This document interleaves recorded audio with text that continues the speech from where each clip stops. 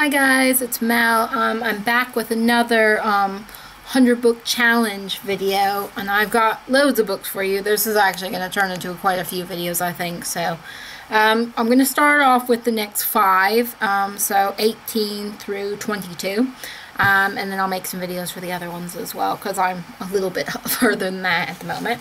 So I'm going to talk about these books today. So we've got quite a few. All graphic novels and comics. I'm still on my graphic novel comic kick at the moment, so I'm reading those. I will go back to normal books eventually. I'm just really enjoying graphic novels at the moment. I'm finding lots of new ones, so I'm going with it. Okay. So the first one I tried out, I wasn't actually that pleased with, and it was really disappointing for me because I thought this was going to be one I was going to really love. So, the first one I looked at was Lumberjanes, and I thought I was going to absolutely love Lumberjanes. I really like the art style. Unfortunately, I didn't like the writing style. I don't know, maybe I'm just too old for it. I think maybe that's part of it. I don't know, I didn't quite get it. I love the art. The art's beautiful. It's just the story really let me down, and I didn't really care too much about any of the characters. I felt like there wasn't a very good narrative to it. And maybe it's because I've been reading quite serious books that are graphic novels at the moment. It was too silly for me. And I love how the characters looked. I really do. But it's the story that lets it down for me. Yeah, I wanted to love it. I couldn't, though. I don't hate it. I just don't think I want to read anymore, which is sad, because I wanted to read the next one. I was like, oh, looking forward to starting a new series, possibly collecting comics. And I have tried a Lumberjanes comic before, and I didn't get on with that one either. So this is my second try with it, and I couldn't get on with it.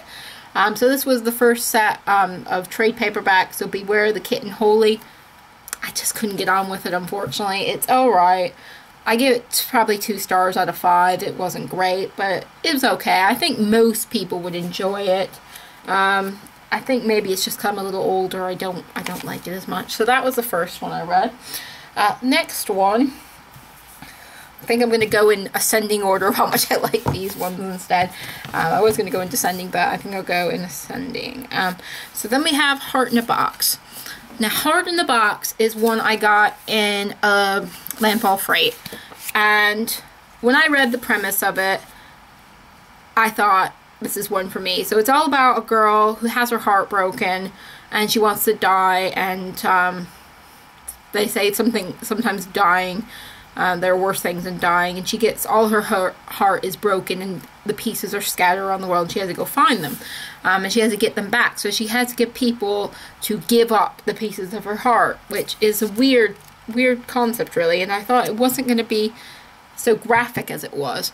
The end of the book got better for me. I nearly put this one down. I couldn't, there's one scene, I don't want to spoil too much, but there is a scene where she murders someone, and that really was too much for me. I wasn't expecting it. I mean, it's a redeemable murder. It's not a horrible murder by any chance, but I wasn't expecting that from the character, and it really put me off for it. But the other people she meets to get her heart back, I think, make it okay again, and make it a book that I don't mind reading again. I didn't like the beginning, but the end is enough for me that I will like it. Now, the art style on this one is quite, well, let's not show you the graphic killing scene. I think the art style is quite interesting, how she looks as well. So I like her style with her head half shaved, and just the way her body flows. She's not an ultra thin stick person. She's quite a person that's a little bit chubby, got some meat to her, and I kind of like that. I do think she looks a bit awkward sometimes, but it's interesting. I don't hate this book. I just think it could have been better. I'm kind of ambivalent to it, so 3 out of 5 for this one. I think it could have been better. I just felt like there should have been more to it, but it was alright. As I said, the ending made the book for me as opposed to the beginning. The beginning, I hated the book. So, next one. And this is not sounding good. It's not like sounding like I like any books, but I'm getting to the ones I liked. It's just I've read a lot of ones that I don't care for that much. I've been reading lots of comics, that's why. We've got Monstrous, which is a 3-volume first issue from Image Comics. Came in a landfill freight again. I was never sure about the art style for this one. It's more graphic than I would normally choose. It's not the kind of art that I normally go for. It's very dark. The story is very dark as well. This is all about a girl on really trying to get redemption for her family. And they aren't quite human, the people involved in this, and they want to kill them for that, and they think they have like magical powers and things like that. And she's locked in a cell with these other creatures. There was a really, really adorable one, and I was really worried they were going to end up dying, and I was like freaking out about that. So you can see this adorable little fox kid. It's so cute. But I was so worried about the poor little kids. I couldn't stop worrying about that. One of them does turn out okay. The other one not so much, but they do turn out okay. Because I was really worried about that, and I thought, oh, if they kill them, I don't think I can read this. Just because I am how I am. But it is a story of her trying to get revenge on people. And trying to sort out her life, really. And she's kind of sold into slavery, but willingly. So there's some other mission going on there, which we're not quite sure about yet. But she is on definitely a journey. Once again, I didn't hate it, but I didn't love it either. I probably won't pick up more issues of this. I give it a 2 out of 5. It was engaging enough. I didn't feel like I had to stop reading at any point, but I wasn't really like into reading the whole thing. I wasn't thinking, oh my god, I have to get to the next page. It was okay. Okay, now books I actually really liked. So we got Anya's Ghost, which was given to me by a friend. So this was she bought my Amazon wishlist for me, and I've been wanting this book for ages and ages. I first looked at this book probably about 3 or 4 years ago in a comic shop, and this is before I was into buying graphic novels and comics, and so I just went, oh, that's really expensive. It looks nice, but it's really expensive, so I won't buy it. Because I was one of those people, unfortunately, that thinks, oh, well, it's just drawing, so it's too expensive, but I've changed my ways now. And I really like this book. I thought this was adorable. So this is about a girl. She gets lost, falls in a well, and meets a ghost. And the ghost ends up becoming her friend. She like wears the ghost's like one of its bones around her neck, so the ghost can travel with her. Because as long as it's close to its bones, it can go anywhere, rather than just this hole where it's been lost for years and years. She becomes her friend. But then things start to go wrong, and the ghost wants more and more control over her life. So there's some of the illustrations. I love how the main character is illustrated. I really love her. I like how she looks. I love her hair. Just the way she does look slightly foreign. And how she's kind of not used to it, and she's a bit antisocial. I also like how the ghost looks through most of this book.